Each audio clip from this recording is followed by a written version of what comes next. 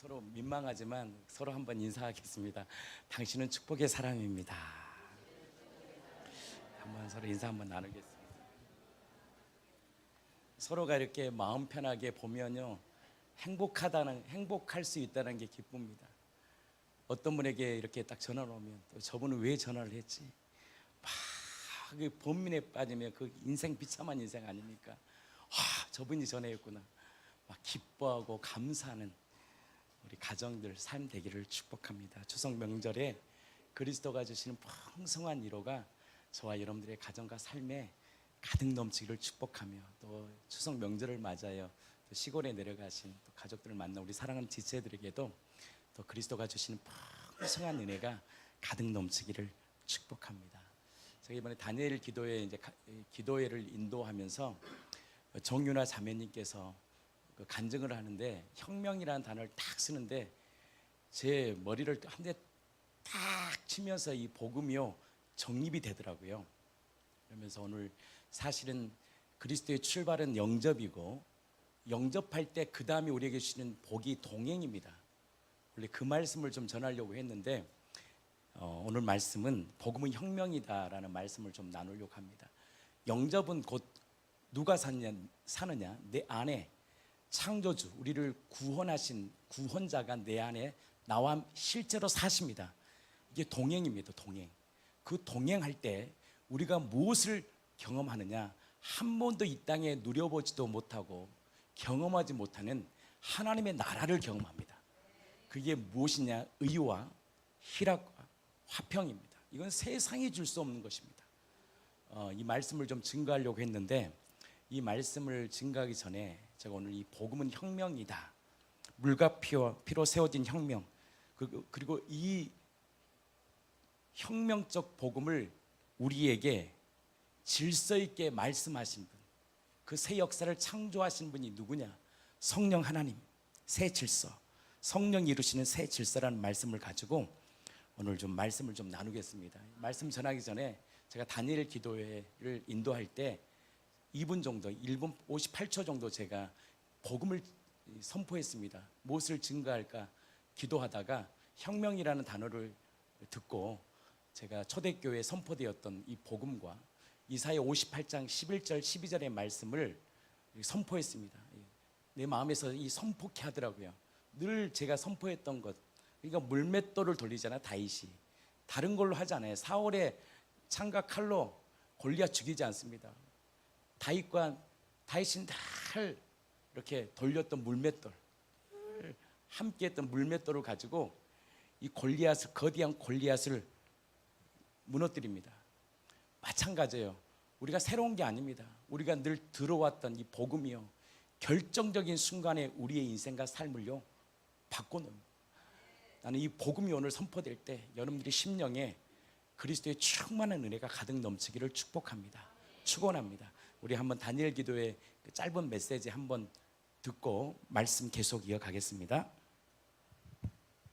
제 마음에 강타했던 단어가 무엇이냐? 혁명입니다. 혁명적 복음의 능력이 이 땅에 회복될 때, 남과 북이 하나 될 때 정말 복음의 능력으로 하나 될 줄 저는 믿습니다. 혁명이라는 단어가 뭐냐면 기존의 질서를 뒤덮고 새로운 질서를 세우는 근본적인 변화입니다. 땅과 하늘을 다시 진동시키는 그 복음의 능력, 바로 초대교회에 임재하셨던 복음의 능력, 이게 무엇입니까? 죽었던 예수가 사망의 권세를 깨뜨리시고 다시 살아나셨다. 이것이 바로 초대교회를 다시 불붙듯 일으킨 복음의 능력입니다. 바로 너희가 못 박은 그 예수가 바로 너희들의 주와 왕과 모든 문제의 해결자 그리스도야. 이 복음의 능력이 성령을 받은 베드로를 통하여 선포될 때 강력한 교회가 태동되었고, 그 그리스도께서 무엇으로 죄와 사망의 소리를 자유케 하셨느냐? 율법대로 십자가에 달려 죽으심으로, 피를 쏟으심으로 나를 향한 자신의 사랑을, 절렬한 사랑을 우리에게 보여주시고, 내가 너를 사랑해. 다시 예수 권세로 일어나 그리스도의 복음의 능력이 우리 대한민국 교회와 우리의 심령에 가득 넘치기를 축복합니다. 이사야 58장 11절 12절의 말씀, 여호와가 너를 항상 인도하여 메마른 곳에서도 내 영혼을 만족케 합니다. 내 뼈를 경고케 하리니 너는 물된 동산 같겠고 물이 끊어지지 아니한 샘 같은 복된 인생 되게 하여 주시고 기초들이 다시 살아나 물이 바다 덮음같이 여호와의 영광을 인정하는 것이 땅에 가득 넘치게 하여 주시고 독재 정권에서 신음하는 북한 형제 자매들에게 금과 은이 아니 바로 초대교회에 임재하셨던 복음의 능력이 다시 그들에게 증거되게 하여 주시옵소서.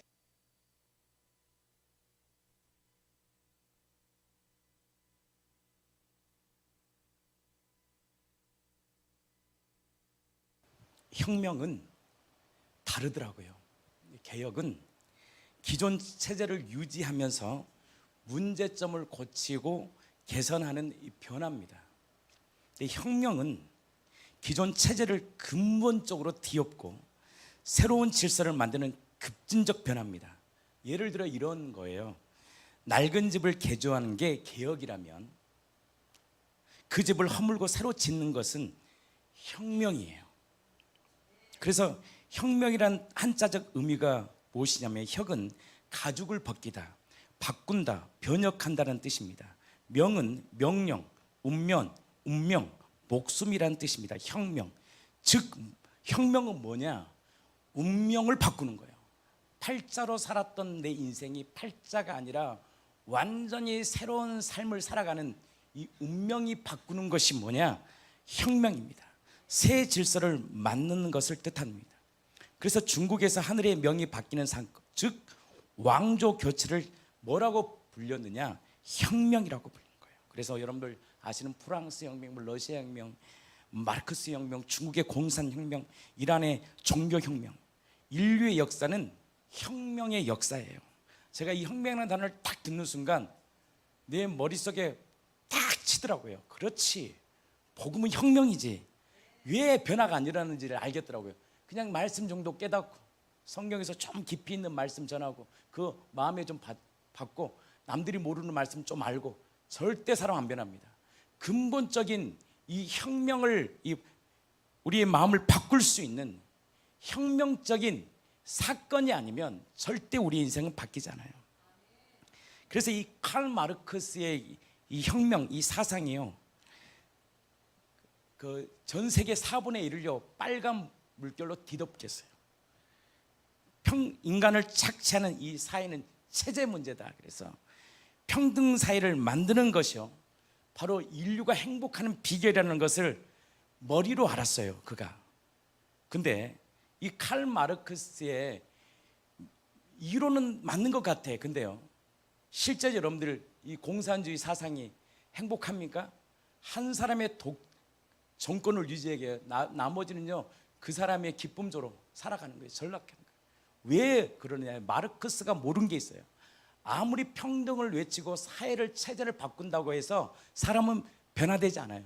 근본 자체가 죄인 덩어리이기 때문에 자신이 딱 그 자리에 서면요 그 사람도요 또 어떤 사람을 조종하고 그 사람에게 또 자신의 어떤 능력을요 나타내요. 여러분들 교회도 마찬가지입니다.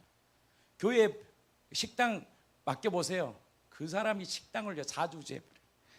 한 사람한테 권력을 예를 들어 우리 교회가 그렇다는 게 아니고 한 사람이 다 뭔가를 다 잡으면 그 사람이요 자기가 뭐 왕된 것처럼 완전히 사람을요 잡아 족쳐요. 이 칼 마르크스의 그 삶을 딱 보니까 마지막에 얼마나 비참하게 살았는지. 평생 그가 외친 게 뭡니까? 무상계급의 해방. 근데 정작 자신은요 평생 가난과 질병 속에 빚더미로 삽니다. 그리고 친구를 통하여 도움으로 생계를 유지합니다. 비참할 정도로 가난합니다. 아이들이 굶주리며 죽어갔습니다. 부르주아 자본가를 엄청 비판했어요. 근데 실제로요 누구를 통해 그 자신의 삶을 이어가느냐면 친구 엥겔스라는 이 자본을 통해서요 이 돈 많은 친구를 통해서 하루를 살아갑니다. 하루하루를 평생 비참한 인생을 살아요. 그의 아내는 귀족 출신입니다. 마르크스와 결혼했지만 철저히 가난과 병고에 시달려요. 남편의 급진적 사상과 이 방탕한 여자 문제가 얼마나 많았는지. 여러분들 이 공산주의 사상을 가진 사람들 보세요. 미국 미제 첩결 주한미군 철수 그렇게 했던 사람들 보면요, 자기 자식들은 다 미국에다 유학 보내. 보면 참 웃겨요. 그렇게 친중을 따르면서요, 그렇게 미국을요 적대시하면서 자기 자녀들은 보세요, 다 한번 뒷조사해 보면 다 미국에다 보내. 웃긴 거예요. 이 방탕한 생활로요 정신적 고통을 겪다가 세상을 떠납니다. 그러면서 그녀의 마지막 말이요, 이렇게 말을 합니다. 내 인생은 참으로 슬픔, 희생이었다. 아니, 마르크스 사상이 정말 좋은 거라면 내 인생은 참으로 행복한 삶이었다, 이렇게 표현해야 되지 않을까요? 그런데 그 사상을 받아들인 그들이, 그 처가 마지막 말이 내 인생은 참으로 슬픈 희생이었다. 자녀들이요 7명이었는데 나머지는 다 죽고 3명만 성까지 생존합니다. 대부분이요 비참하게 죽어요. 제니 캐롤라인 마르크스, 진짜 아버지를 존경해요. 그 사상을 존경했어요. 사상은 대단하잖아요. 그 사상이 얼마나 대단했으면 전 세계 4분의 1을 공산주의가 잡았겠어요. 남편이 정치적 실패로 몰락하면서 가난과 절망 속에 살아갑니다. 결국 어떻게 인생을 마치느냐, 자살로 생을 마감합니다. 두 번째, 라우라 마르크스도 마찬가지예요. 프랑스 사회주의자 폴 라포르그와 결혼했지만 둘 다 노년에 절망합니다. 더 이상 살아 있을 이유가 없다며 함께 자살합니다. 그래서 유서에 이런 말을 썼대요. 우리는 인간의 미래를 믿었지만 인간에게 실망했다. 제가 책에 그 마르크스와 적 그리스도라는 책이 하나 있거든요. 그 책을 보면 이 마르크스는 어떤 사상을 가지냐, 이 적 그리스도의 사상을 딱 가지고 있는 거예요. 세 번째 자녀는요, 아버지의 사상을 이어받아요. 사회주의 운동에 헌신해요. 근데 연인에게 버림받은 뒤 또 어떻게 죽느냐, 자살하게 됩니다. 가정의 결말이 완전히 비참해집니다. 세상의 혁명은요 체제가 바뀌면 될 거라 생각해요. 교회도 마찬가지입니다. 개혁 좀 해서 체제 바뀐다고 바뀔 것 같아요. 복음의 근본이 안 바뀌면 교회나 세상이나 가정이나 다 똑같아요. 복음의 혁명은요 다릅니다. 인간의 존재 자체를 변화시키는 거예요. 복음은 단순한 윤리나 규칙이 아니라 인간의 마음과 삶의 방향을 근본적으로 바꾸는 힘을 가지고 있어요. 저는 자유민주주의 체제가 100%라고 생각하지 않습니다. 단지 이 자유민주주의가 복음적이다라고 제가 조금 말하는 이유는 뭐냐면, 정치 체제가 기독교적이라는 뜻이 아니에요. 자유민주 체계 안에서도 얼마나 불의가 많은지 몰라요. 문제는 뭐냐면 그 체제가 복음의 핵심 가치를 담고 있기 때문에 귀한 거예요, 자유민주주의가. 나는 이 대한민국이 자유민주 체제를 굳건히 수용하기를 축복합니다. 법치가 다 파괴되는 이 시대에 법이 세상을 움직일 수 있는, 그렇다고 우리나라가 정말 완벽하다는 것은 아니에요. 이 자유민주 체제 안에는 뭐가 있느냐, 기독교적 가치관이 딱 담겨 있습니다. 사회주의 체제는요 다 여론몰이에요. 선동이에요, 선동. 그래서 사람들요 전체주의로 이끌어갑니다. 법이 아니에요. 저 사람이 99%가 이게 맞다 그러면 가는 거야. 그게 얼마나 무서운 법입니다. 법이요 체계가 잡힐 때 나라는요 잡혀 나가는 거예요. 복음적 혁명은요 뭐가 바뀌어야 되느냐, 체제가 바뀌는 것이 아니라 마음이 바뀌어야 됩니다. 노동운동하는 그들 보십시오. 한번 그 내면에 다 자기 줄을 세워가지고요 그렇게 하신 분들 있잖아요. 다 자기 자식들 다 그 안에 집어넣습니다. 최고의 부를 누리고 삽니다. 계급을 척결하고 자유와 평등한 삶을 산다고 해서 그 인생이 변화될 것 같습니까? 열심히 땀을 흘리고 노력하는 사람이요 더 잘 살아야 되는 거예요. 그러나 이 모든 문제는 우리를 구원할 수 없습니다. 마음의 주인이 바뀌어야 됩니다. 존재의 변화는요 마음의 주인이 바뀌는 겁니다.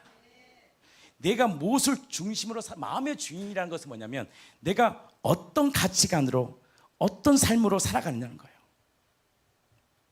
우리 인생이 진짜 변화되고 행복하려면요 마음의 주인이 바뀌어야 됩니다. 이게 바로 복음의 혁명입니다. 제가 이 북한 이후에 정권을 유지할 수 있을까 한번 이렇게 알아봤어요. 찾아보니까 단지 북한이요 막 뭐 법이나 군대로 뭐 억누르는 게 아니에요. 이 사상이요 이 북한의 주민들의 생각 자체를 완전히 바꿔놔요. 예를 들어 학교에서 그들이 배운 게 뭡니까? 제일 먼저 배우는 거 아이들이 학교에서 수령, 위대한 수령님 김일성 수령, 우리를 지켜주는 어버이 수령, 그러면서 이 김일성을요 아버지 같은 존재로 계속 가스라이팅을 해요. 그리고 수령님 말씀은 무조건 옳은 거야.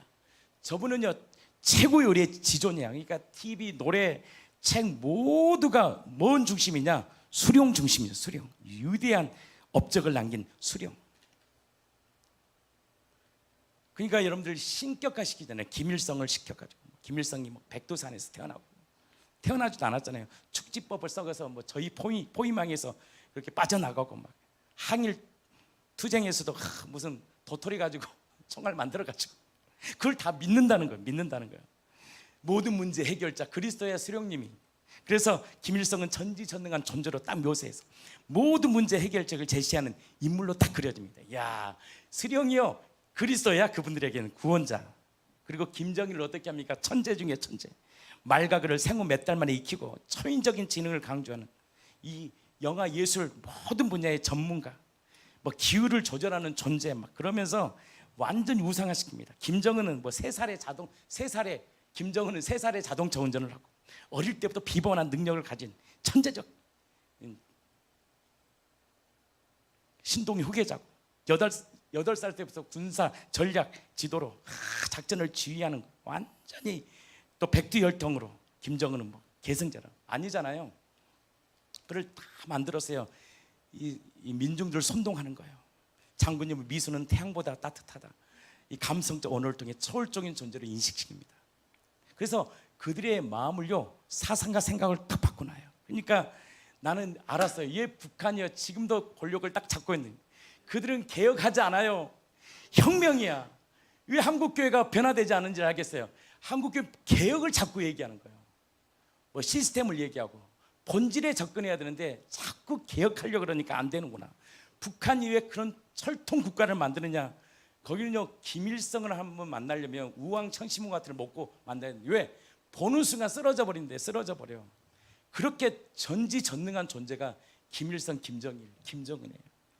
지금은 이제 뭐 여러 가지 매체를 통해 이제 이제 많이 변화는 있지만 그래도요 그 사상 체계를만 가지고 있는 사람들은 김일성, 김정은은 그냥 신입니다. 그러니까 그들이요 뭐 개혁하지 않습니다. 주체, 혁명, 사상, 사회주의, 문화혁명, 사상혁명, 기술혁명, 막 혁명의 혁명. 그래서 제가 한번 그걸 재구성했습니다. 아 이렇게 하면 북한의 동포들이 죽게도 돌아오겠구나. 제가 다 생각난 게 있습니다. 이렇게 복음을 전해야 되겠다. 동무들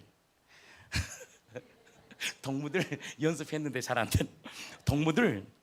예수 그리스도께서는 인류를 구원하시기 위하여 혁명적 희생을 감행하시고 죽음의 질서를 타도하시어 부활의 승리를 이루셨습니다.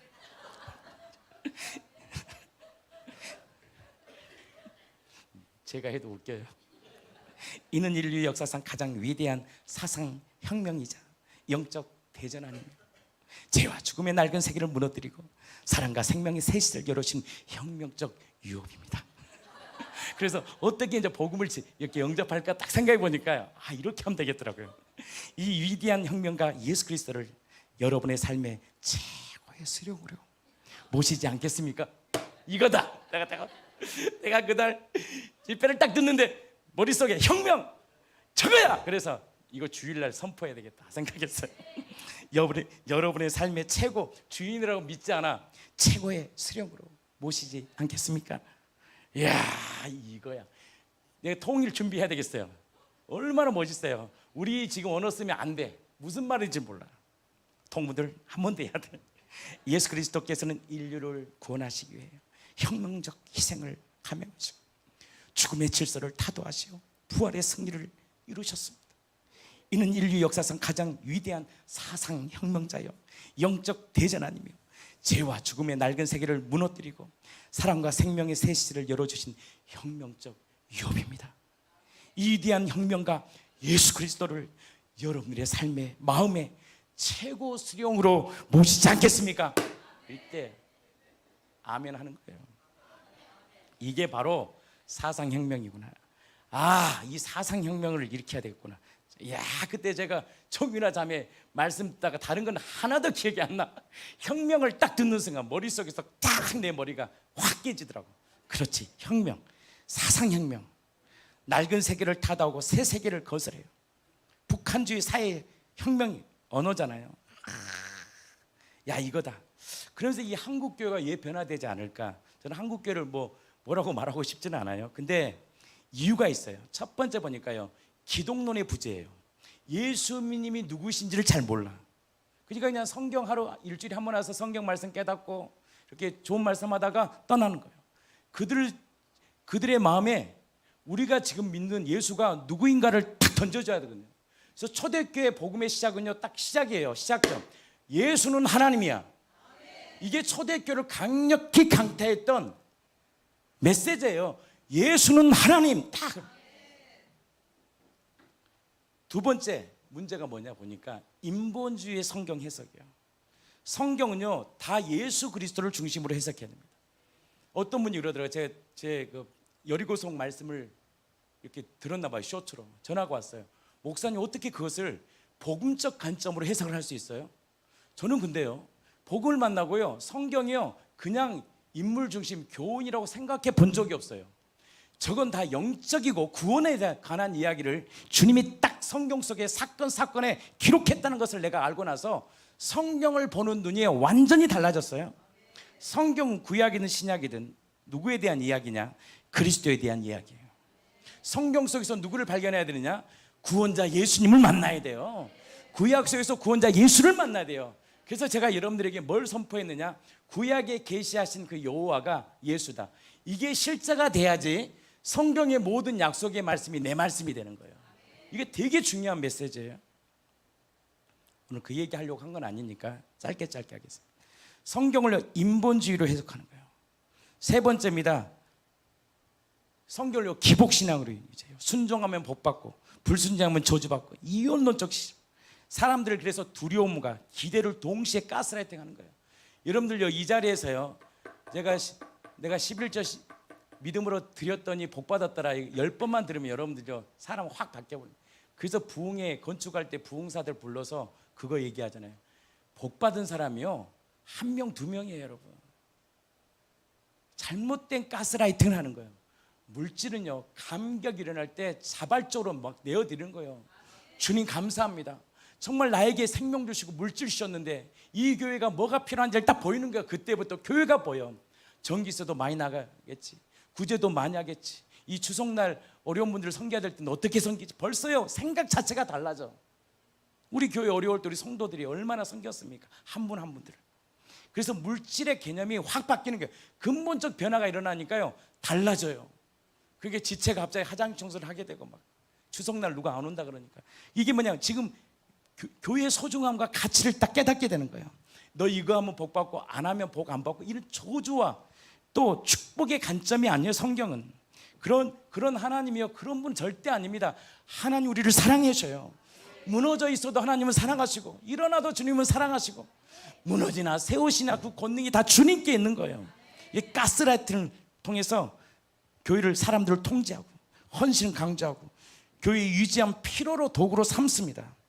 그러니까 오히려 사람들을 꽉 자유를 붙들어 매가지고 완전히 거기에 딱 붙들어 가는 거예요. 그러니까 율법적으로 확 붙잡아 버린 거예요. 그러니까 자유가 없는 거예요. 진짜 복음을 만난 사람은요, 거듭난 사람은 교회 사랑합니다. 진짜 사랑해요. 그래서 자신의 생명을요, 정말 교회를 위해 자신의 인생을 내어드려 버립니다. 또 문제가 뭐냐면 예수님보다 목사가 이 교회에 우상화를 시킵니다. 여러분들 교회 1000명만 돼보세요. 그 목사님은 우상이에요, 우상. 예수님의 말씀보다 목사의 말이 더 곧게 받아들이는 거예요. 목사의 해석, 목사의 판단, 목사의 명령이 절대 되는 거예요. 절대 그렇지 않습니다. 하나님의 말씀, 목사를 통하여 선포되는 위대하신 그리스도의 말씀이 드러나고 그 말씀 앞에 굴복될 때 하나님께서 그의 교회와 가정을 축복해 주신다는 거예요. 그리고 많은 설교를 뭘로 해석하느냐? 성경 인물들의 삶을 통해 도덕적 교훈을 줍니다. 그것만으로는 절대 좀 개혁은 될 수 있어요. 변화는 시킬 수 있어요. 그러나 근원은 바뀌지 않습니다. 다윗처럼 회개하라, 요새처럼 인내해야 돼. 삶의 태도는 바꿀 수 있어요. 내면의 주인은 여전히 납니다. 개혁인 껍데기만 바뀌는 거예요. 종교인, 탁월한 종교인이 될 수 있어요. 그러나 내 본성의 이 죄의 문제는 절대 해결되지 않습니다. 그러면 초대교회 변화는 뭘 던졌느냐? 개혁이 아니었더라고요. 완전히 본질을 딱 던지는 거예요. 오늘 제가 다니엘 기도회 때 선포했던 메시지 있잖아요. 초대교회는 단순한 윤리적 개혁이 아니었어요. 존재의 근원을 바꾸는, 말씀을 선포한 게 아니라 말씀을 이루신 사건을 딱 선포한 거예요. 그러니까 사람이 변화되려면 말씀으로 변화되잖아요. 근데 말씀으로 변하기 전에 이 변화시키는 이 말씀이 위대하고 거룩하다는 이 무언가가 선포되지 않으면 말씀은 단지 깨달음으로 그치는 거예요. 근데 이 존재의 근원을 바꾸는 뭘 선포했느냐 보니까 초대교회는 사건을 딱 선포해 보는 거예요. 그게 무엇입니까? 죽었던 예수 있잖아. 너희 처참하게 죽었던 그 예수가 죽음의 권세를 깨뜨리시고 다시 살아나셨다. 그러니까요, 어떤 역사가 일어나냐? 회개의 역사가 일어나는 거예요. 그게 베드로 오순절 설교잖아요. 너희가 십자가에 못 박은 이 예수를, 너희가 십자가에 못 박은 이 예수를 하나님이 주와 그리스도가 되게 하셨다. 딱 그래요. 존재 자체를 바꾸시는 그 주인이신 예수라는 그 이름을 딱 선포해요. 우리는 그리스도라는 개념을 잘 이해를 못합니다. 그리스도라는 건 뭐냐면 삶과 죽음의 모든 문제의 해결자예요. 그 구원자야. 너희들이 그토록 기다렸잖아. 오랜 시간 동안 기다린 그 예수, 400년이라는 이 중간기를 거쳐서 그 암흑의 시대에 혜성같이 나타난 그 청년 예수, 그 예수가 누구냐? 바로 사망과 죽음을 깨뜨리시고 다시 사신 우리의 주님이셔. 왕이야. 진짜 왕이야.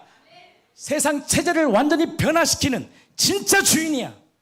이것을 딱 선포해 버리니까요, 그때 그들의 마음에 무엇이 일어나느냐? 어찌할 것 같은 거예요. 반응이나 반응. 개혁은 반응이 없어요. 그렇지, 나 괜찮은 사람이지. 거기에 좀 더 괜찮게 하는 거예요. 좀 인격적으로. 여러분들 스튜디오들 보면 얼마나 멋있습니까? 안녕하세요 고객님. 근데 그게 진짜의 모습이 아니거든요. 진짜 내면이 아니에요. 그냥 비즈니스를 하다 보니까 사람이요, 변한 척 하는 것 뿐이에요. 그렇게 하다가는 절대 사람 손님을 못 끌거든. 영업이 안 되거든. 영업사원들이 깔끔하게 있고 정말 잘 이렇게 접대하잖아요 보면. 근데 그게 진짜가 아니에요. 내면은요 변하지가 않았어요. 존재 자체가 변하지 않아. 변한 척 하는 거예요. 그렇게 살면 세상을 못 사니까. 그러니까 학교에서 건달로 살았던 아이들이 막 자기 혈기를 해봤자 나와보니까 그렇게 해서는 사회생활 못 하거든. 그러니까 내면은 안 바뀌었는데 살아보려고 바뀌는 척 하는 거예요. 그러니까 스트레스를 받는 거예요. 그 사람들 앞에서 열받거든. 근데 열은 내면 나는 끝나거든. 먹고 사는 게 힘들거든. 결혼까지 했어. 처자식 먹여야 돼. 내 혈기로 삽니까? 그래서 참는 거예요. 그래서 스트레스가, 그러니까 술로 중독으로 빠져나가는 거예요. 너무 힘드니까. 변화는요, 근원적인 변화가 일어나야 돼요. 근원적인 변화는 뭐냐? 나의 이 사망의 법, 이 중독의 늪에서 해결할 자 아무도 없구나. 나의 죽음 가운데 벌벌 떠는 내 인생, 평생 매어 종노릇한 나의 인생, 죽음 앞에서 두려워할 수밖에 없는 내 인생. 여러분들 막 혈기가 많은 사람들이 사실은요 두려움이 더 많습니다. 두려우니까 그렇게 표현하는 거예요. 우울한 거예요. 그러니까 도망가 버리고. 그것이 근원 자체가 변하지 않으니까 도전하지 못하는 거예요. 그 앞에 딱 서면 되는데 변화가 안 되니까요 바로 막 혈기로, 분노로, 우울함으로 막 드러내는 거예요, 자신을. 근데요 진짜 복음 앞에 너 힘들지, 너 고통받지, 너 고통의 문제를 해결하려고, 죽음의 문제를 해결하려고 예수님이 너의 구원자야. 그때요 반응이 뭐냐면, 나 그럼 어떻게 해야 됩니까? 어찌할꼬? 그때요 정말 이 베드로가요, 문제, 이 혁명, 이 사상적 나의 삶을 완전히 바꿀 수 있는 이 근원을 딱 선포합니다. 바로 주인 된 죄 회개해야 돼. 네가 주인이잖아. 그래서 고통받은 거야. 네가 선악과를 따먹어서 성가하게 기준이 됐잖아. 네가 주인 아니야. 너의 주인은 너를 위해 죽고 부활하신 예수야. 이것이 딱 선포될 때 내 입에서 내가 주인 아닙니다. 위대한 용도자 수령은 바로 예수 그리스도이십니다. 이것이 내 마음에 딱 고백할 때 주인이 딱 바뀌는 역사가 일어나요. 놀라운 역사 가운데 혁명적 사건이 일어납니다. 그것이 바로 십자가의 죽으심과 부활입니다. 예수 죽음, 내 죽음. 예수님이 죽을 때 단지 예수만 죽은 게 아니구나. 나의 자아를, 나의 옛사람을, 늘 절망과 두려움 가운데 살 수밖에 없는 나의 자아를 예수님이 십자가에 박아버렸구나. 그리고 예수님이 부활하셨을 때 나에게도 부활의 생명을 주셨구나. 이게 존재적 자체 혁명이에요. 혁명. 이 혁명적 사건이 선포되고 그것을 받아들일 때 그의 인생이 바뀌는 거예요. 그리고 그것을 우리 가운데 말씀하신 분이 누구냐? 성령께서 내 안에 예수 생명을 심겨주는 거예요. 그 다음에 하나님의 말씀과 기도를 통하여 혼의 거듭남이 계속 일어나는 거예요. 그래서 복음은 단순한 정보를 배우는 게 아닙니다. 성경의 말씀을 많이 읽는다고 되는 게 아니에요. 사건을 받아들여야 해요. 사건이에요. 사건.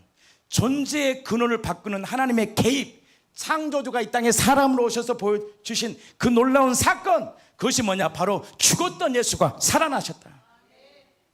설교는 교훈이 아니라 사건을 선포합니다. 제가 구약을 말씀을 드러내면서 결국 내가 뭘로 끌고 가느냐? 바로 예수의 십자가의 죽으심과 부활을 예표한 사건입니다. 이 모든 것은 예수님의 구원을 말씀하시려고 잠언서의 말씀을 통하여, 또한 이사야 말씀을 통하여 기록한 것입니다 라고 선포하는 거예요. 그래서 교회를 통해 여러분들 단순히 좋은 사람 되는 게 아닙니다. 혁명은요, 새로운 존재로 거듭나는 거예요. 그래서 골로새서 1장 13절 14절 우리에게 말씀합니다. 우리를 흑암의 권세에서 하나님의 나라로 옮기신 거예요. 이것이 혁명이요, 십자가의 죽으심과 부활을 통해 우리에게 주신 놀라운 권세입니다.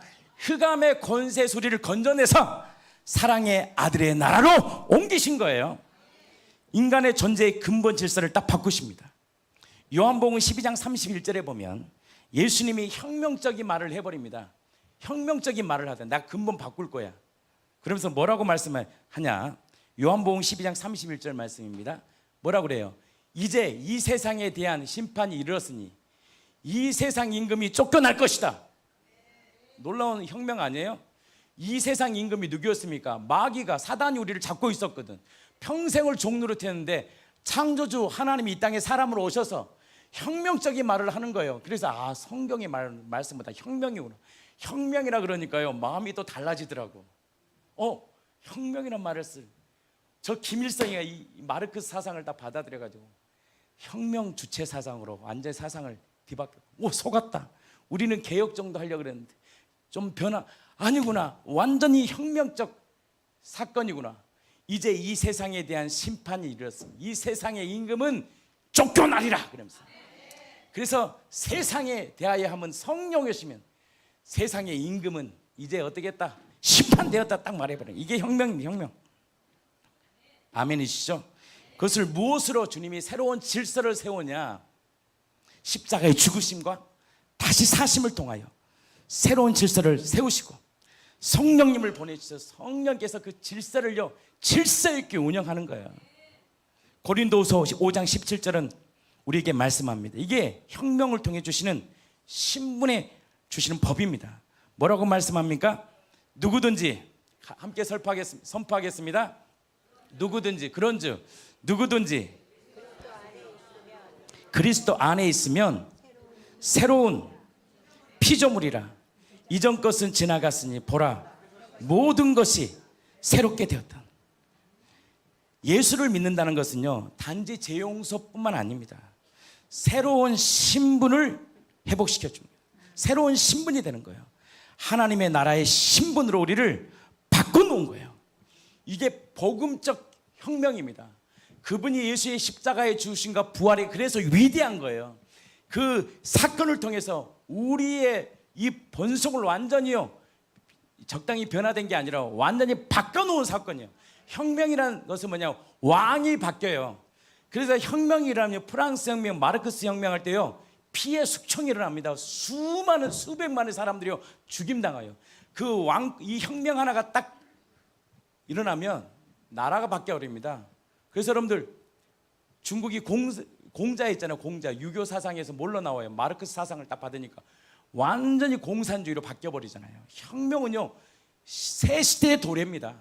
그럼 예수님이 이 땅에 오셔서 혁명적인 놀라운 일을 일으켰는데 죽으심과 부활이 왜 그토록 중요하냐? 우리의 이 옛사람이 안에서 변화된 게 아니라 완전히 바꿔버린 사건이에요.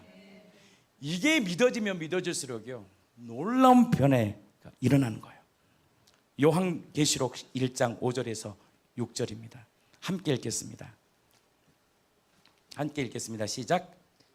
요한계시록 1장 1절 예수 그리스도의 계시라 이는 하나님이 그에게 주사 반드시 속히 일어날 일들을. 요한계시록 1장 5절 5절 시작. 또 충성된 증인으로 죽은 자들 가운데에서 먼저 나시고 땅의 임금들의 머리가 되신 예수 그리스도로 말미암아 은혜와 평강이 너에게 있기를 원하노라.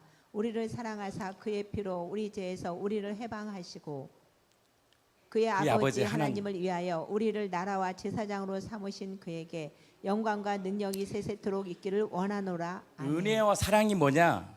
바로 그의 피로 우리를 죄에서 해방하신 예수 그리스도가 우리를 뭘로 삼아 주셨느냐? 왕과 제사장이 되게 하셨다는 거예요. 이게 완전히 신분의 변화입니다. 그래서 그런즉 누구든지 그리스도 안에 있으면 새로운 피조물이래. 이 권세를요 예수님이 사건을 통해서 이루신 거예요. 이것이 바로 복음이 주는 혁명적 기쁨이에요. 이 마르크스 사상이 얼마나 무서웠으면 그들은요 가난했어요. 돈이 없어서 완전히 전 세계를 빨간 물결로 다 바꿔놔버린 거예요. 그들은요 목숨을 걸었어요. 진짜 신천지가 온다고, 새하늘과 새 땅이 온다고, 도래한다고 그들은요 생명과 삶을 다 바쳐버린 거예요. 근데 이 마르크스 사상의 혁명이요 딱 실수한 게 있어요. 인간이 죄인임을 몰라.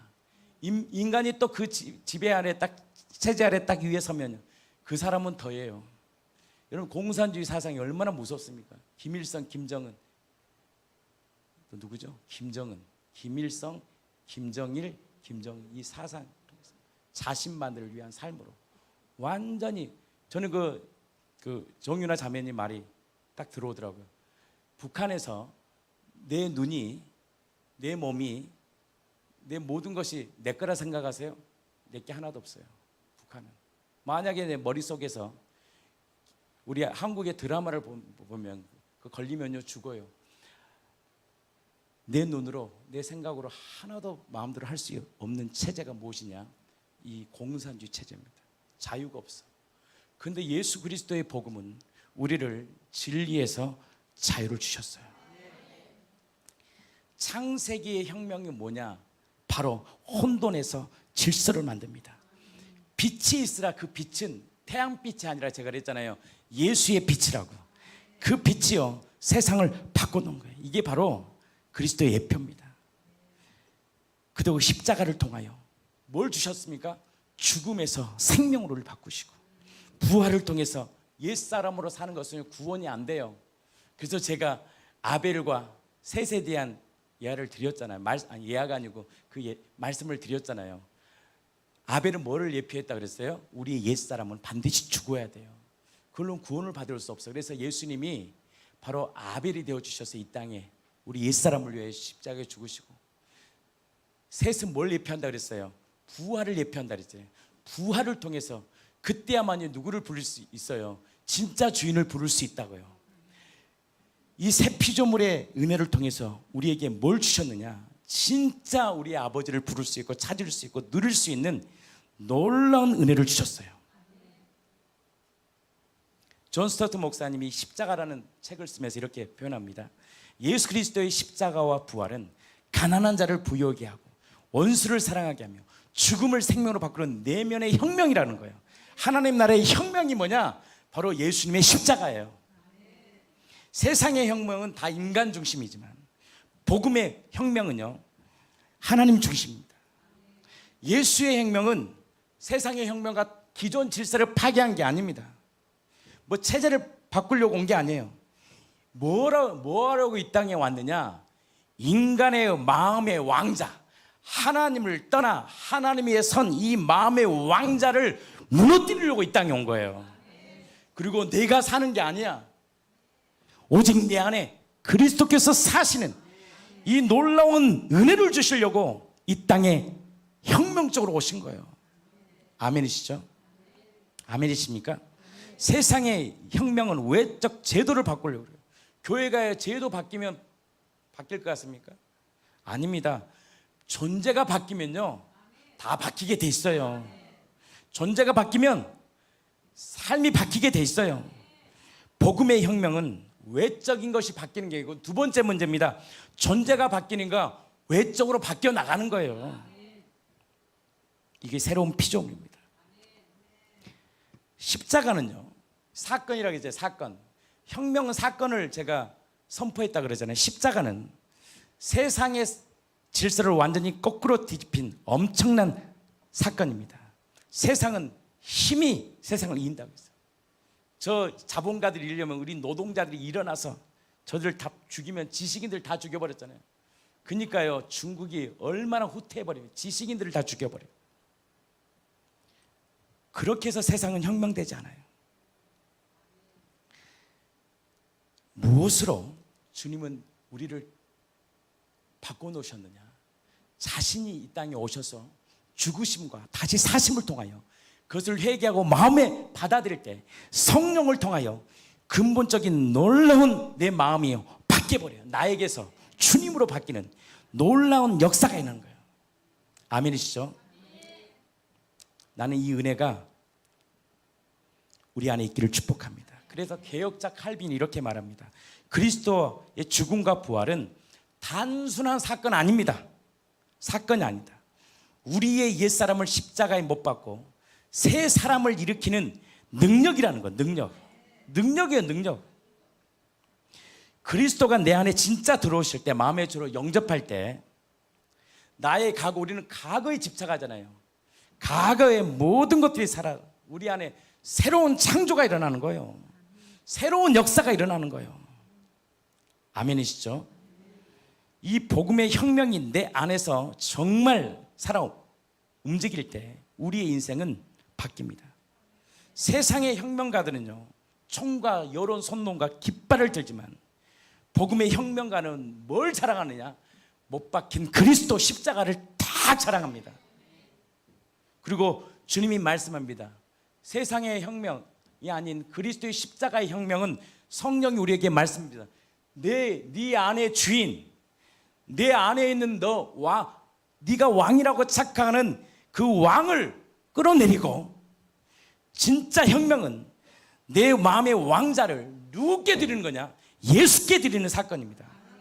내가 왕이 되려는 이 자리에서 딱 내려와서 나 왕이 아니군요. 그래서 기브온 족속이요, 이스라엘과 화친할 수 있었어요. 자신의 왕권을 부정하고 내가 왕이 아니군요. 진짜 왕은 나를 위해 생명 주신 예수님이라고 인정할 때 바로 놀라운 내 인생에 변화가 일어납니다. 이게 로마서 10장 9절입니다. 세상은요, 칼과 창으로 싸웁니다. 악은 악으로 갚아야지. 근데 복음은요, 사랑으로 싸웁니다. 왜 그럴 수 있느냐? 심판의 권세가 내가 있어. 여러분들 세상이나 주변 여러분들 심판하지 마세요. 괴로워요.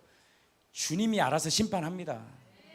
의인들을 함부로 건들면 주님이 그 가만히 안 놔둡니다. 여러분들이 심판하려고 하지 마세요. 맡기면 주님이 다 책임지십니다. 바로 이 복음의 혁명이 뭐냐?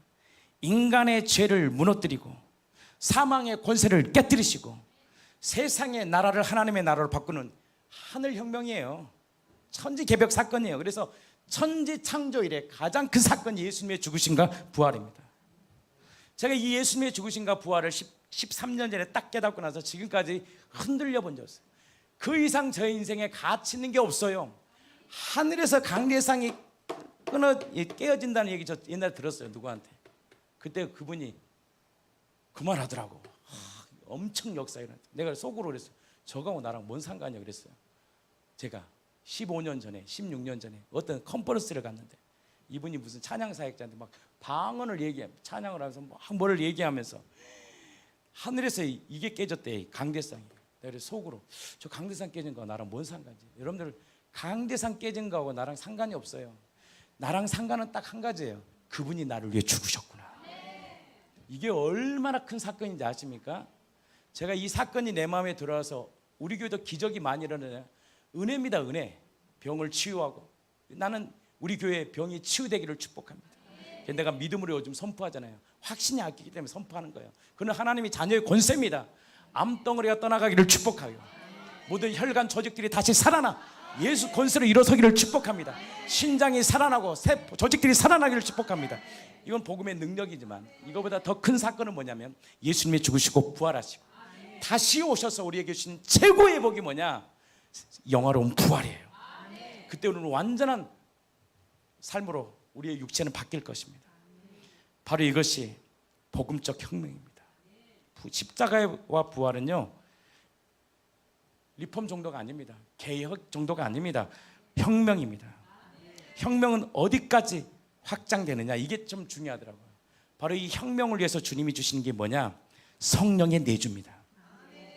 그래서 요즘 제가 불길 같은 성신여 강구하는 우리에게 성령의 불로 내어주시옵소서. 제가 이 말씀을 정리를 계속 하면서 그래, 아무리 십자가 알고 부활하고 말씀해도 10년 동안 변한 게 하나도 없어.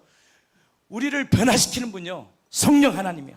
성령이 우리의 마음을 다 보고 있거든요. 주님, 나는 아무것도 할 수 없는 존재네요. 주님, 성령님이요 내 인생을 바꿔주십시오. 이 성령의 내줌을 통하여, 성령을 통하여 뭐가 일어나냐? 완전한 혁명이 일어나는 것이 무엇이냐? 바로 물과 피와 성령이 하나는 이 놀라운 증거입니다. 그래서 예수님이 요한복음 16장에 내가 떠나는 것이 유익이다, 내가 가면 보혜사를 너에게 보내줄 것이다. 왜냐? 십자가의 죽으심과 부활을 통해 주신 최고의 선물이 뭐냐? 그게 선물이 아니더라고요. 성령 하나님입니다. 그래서 너희가 십자가의 죽으심과 부활로 우리가 세례를 받잖아요. 세례는요 예수 죽음 내 죽음, 예수 부활 내 부활이 세례입니다. 그것을 받아들일 때 내 안에 성령을 통하여 고백되는 게 있습니다. 아, 나 의로운 존재가 되었구나, 나 새로운 피조물이 되었구나 라는 이 고백 위에 주신 최고의 선물이 뭐냐? 성령의 비침이 아니에요. 여러분들, 성령이 비치기 때문에 회개합니다. 성령이 내 안에 내주하는 사건이 일어납니다. 성령이 지금도 불신자들에게 막 비춰줘요. 그러니까 불신자들이 막 성령의 역사가 일어날 때 막 회개가 일어나고 뭐 하나님을 찾고 싶고 막 교회로 가고, 이게 다 성령의 역사입니다. 근데요, 어떤 자에게 성령님이 내 안에 임재하시는 사건은 또 다릅니다. 성령은 어떤 자에게 임재하느냐? 내가 주인된 죄를 회개하고 예수님이 죽으시고 부활하신 사실을 내 마음에 받아들이고, 그리고 내가 의롭다는 것이 믿어질 때 성령을 내 안에, 왜? 성령은 죄인에게 들어갈 수 없어요. 의인에게 들어가는 거예요. 믿을 때 성령이 나의 삶을요 이끌어가는 거예요. 그래서 저 기도하는 게 뭡니까? 불길 같은 성령이요 간구하는 누리게 성령의 불로 채워주시옵소서. 진리로 채워주시옵소서. 성령의 사역이 아니면 아무리 지식을 알아도 되는 게 아닙니다. 십자가와 부활의 혁명을 내 안에 이루는 사역이 무엇이냐? 인쳐주는 분이 누구냐? 성령. 그래서 우리는 성령을 구하는 거예요. 성령이 내 안에 임재하실 때 나의 깊은 죄들이 깨어지고 깨달아지고 애통하는 자에게 주시는 하나님의 위로를 경험하는 거예요. 아멘이시죠? 성령요 의롭다고 우리를 인쳐주십니다. 의롭다고 인쳐줘요. 성령이 부활하신 예수가 하나님의 의심을 증감을 통하여 믿는 자에게 너 의로운 존재야, 넌 새로운 피조물이야, 이전 것은 지나갔어, 너 새로운 존재야. 이 고린도후서 5장 17절이 성령을 통하여 내 안에 실제가 되는 역사가 일어날 때 이민아 목사처럼 상처받은 인생으로 안 살아요. 늘 우리 상처받잖아. 상처받았어 뭐 때문에 힘들어. 그게 아니라 나 새로운 피조물이지, 내 안에 나를 창조하신 그분이 나와 함께 하시지. 이 놀라운 믿음이요, 세상을 이기는 거예요. 성령은요, 우리를 새 생명으로 살게 하는 능력입니다. 로마서 8장 11절 우리에게 말씀합니다. 예수를 죽은 자 가운데 살리신 이의 영이 너희 안에 거하시면, 그리스도 예수 죽은 자 가운데 살리신 이가 너희 안에 거하시는 그의 영으로 너희 죽을 몸도 살리는 역사에 있어요. 육신의 정욕, 우리 안에 정욕이 있거든요. 예수를 믿어도요, 두 마음이 싸웁니다. 육체의 정욕이 있고요, 우리 안에 너무나 많은 것들이 있습니다. 이것을 이기게 하는 분이 누구냐? 성령이요. 불길 같은 성신이요, 강구하는 우리들에게 성령을 부어주사 세상을 이길 수 있는 놀라운 은혜를 부어주시옵소서. 새 창조의 생명으로 살게 하는 것이 누구냐? 성령이에요. 성령을 가리면 안 돼요. 성령이 마음껏 일할 수 있도록 우리 안에 성령님을 의지하면서 살기를 축복합니다.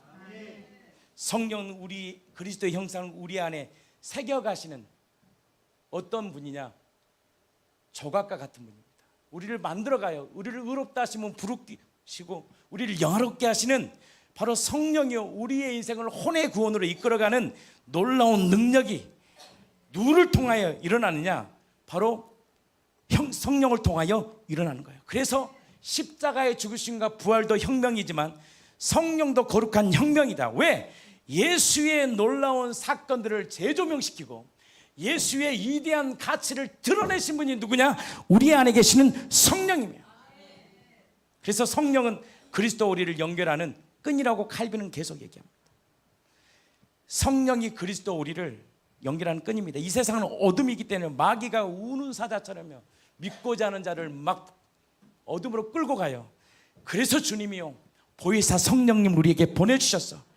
이 십자가의 죽으심과 이 부활의 혁명이라는 게 막 마음이 와닿지 않습니까? 동무들이요.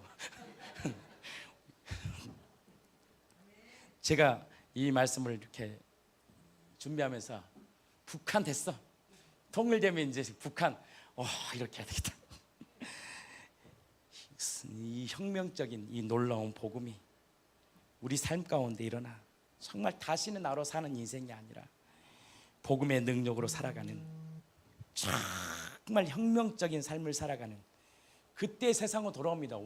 변화가 적당한 변화가 아니거든요. 믿는 사람의 변화가요, 완전히 바뀌어 있거든. 내 인생이 그 놀라운 삶을 통하여 정말 우리의 인생에 하나님의 나라를 이루어갈 수 있는 복음의 능력을 써내려가는 저는 우리 공동체가 되기를 축복합니다.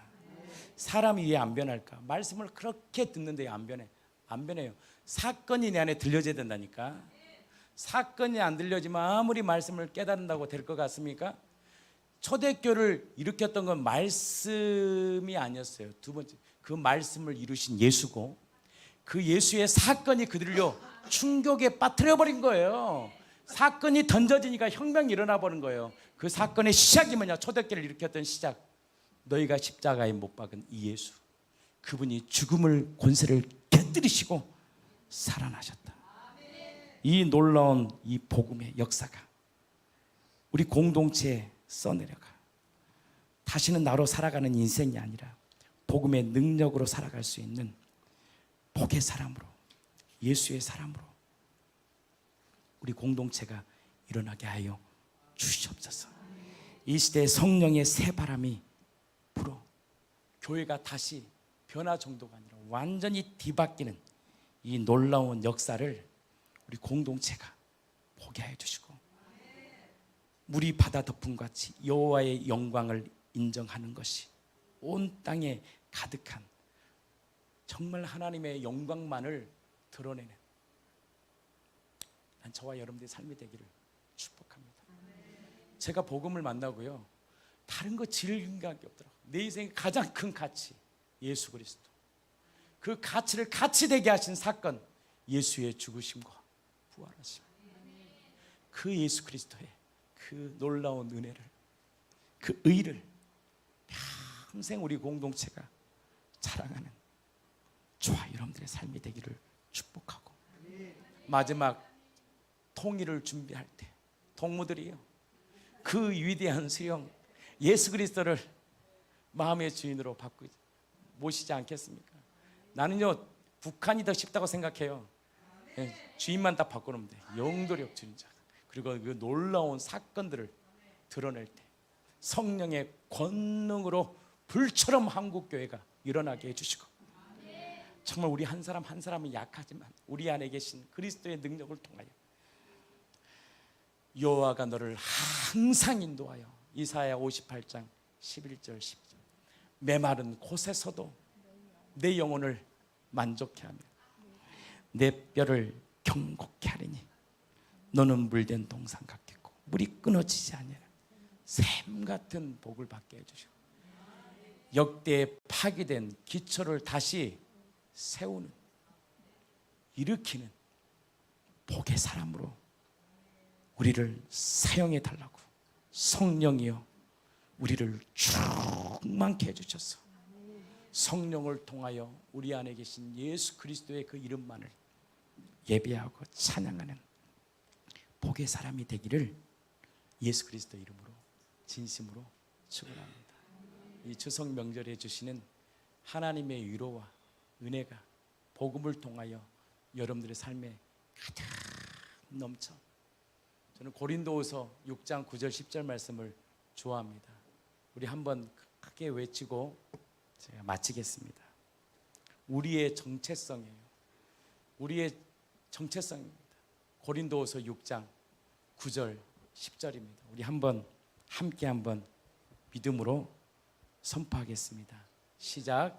무명한 자 같으나 유명한 자요, 죽은 자 같으나 우리가 살아있고 징계를 받는 자 같으나 죽임을 당하지 아니하고 근심하는 자 같으나 항상 기뻐하고 가난한 자 같으나 많은 사람을 부유하게 하고 아무것도 없는 자 같으나 모든 것을 가진 복의 사람으로 살아. 예수로 부족함이 없는 삶 되기를 예수 그리스도 이름으로 진심으로 축복합니다. 그래서 친구들이 딱 봤을 때, 와, 너 이렇게 얼굴이 변했냐, 막 얼굴에 기쁨이 충만하고, 너 인생 부도나고 너 인생 질병에 빠져서 죽을 것 같은 인생 들었는데 아니야, 난 죽지 않았어. 내 안에 그리스도를 통해 주신 복음의 풍성함을 누릴 수 있고 나타낼 수 있는 복의 사람으로 저와 여러분들이 쓰임 받기를 예수 그리스도 이름으로 진심으로 축복합니다. 그래서 복음은 혁명입니다. 동무들이요, 혁명적 그 놀라운 그 길을 완수하는 복의 사람들이 되기를 축복합니다. 세상에 마귀가 혁명의 말을 써가지고 세상의 사람들을 완전히 종노릇하게 하잖아요. 그러나 그리스도의 혁명은, 그 진리는 우리를 자유케 합니다. 그 자유를 마음껏 누리고 살아가는 저 여러분들의 삶이 되기를 예수 그리스도 이름으로 진심으로 축원합니다. 성령의 바람, 우리 찬양 한번 AR로 하겠습니다. 제가 다니엘 기도를 딱 하는데 하나님이 제 안에 꿈을 주더라고요. 성령이 다시 한국교회가 복음으로만 세워지게 해주다. 모든 우상들이 다 떠나고 오직 그리스도의 진리만을 드러내는 교회 되게 해달라고, 그 예수 그리스도의 그 이름만을 높이는 교회 되게 해달라고. 그래서 저는 3월을 잘 뒀어요. 내가 어땠어요? 엄청 혼났습니다. 또 자기를 드러낸다 이래가지고 주여 예수 그리스도만을. 근데 그게 맞아요. 자기 나가 아니라 오직 예수 그리스도만을 높이고 그 주 대신만을 예배하는 복의 사람 되길 예수 그리스도 이름으로 진심으로 축복합니다. 성령의 바람이 불길처럼 일어나게 해주시옵소서. 성령의 바람이 불길처럼 일어나게 해주시옵소서. 이럴 때 좀 아멘 좀 해주세요. 그래서 다시금 이 한국교회 부흥이 일어나고, 이것만 하고 마칠게요. 제가 그 탈북자들 간증하는 분들을 몇 번 만나고 이렇게 제가 무슨 모임 때는 알게 됐는데, 그분들이 한국에 와서요 그렇게 실망을 한대요. 한국 교회를 보면서 정처 없이 떠난대. 너무 실망하고 있대. 그 유명하신 분들 있잖아요. 그때 보셨던 분들이 너무 실망했대. 한국에 가서 도대체 이게 복음인가? 그들이 방황한대요. 세상보다 못하는 게 교회 아니거든요. 교회는요 오직 그리스도의 생명으로 충만해지기를 원합니다. 그리고 예수 그리스도의 그 이름만을 사랑하고 높이는, 우리 평생 그 예수만을 높이는, 그 예수만을 사랑하는 복된 교회가 되기를 축복하며 주님이 신 혁명적 가업 수행하는 하나님의 동무들이 되기를 진심으로 축복합니다. 성령의 바람 우리에게 불어오소서. 성령의 바람이 불게 하소서.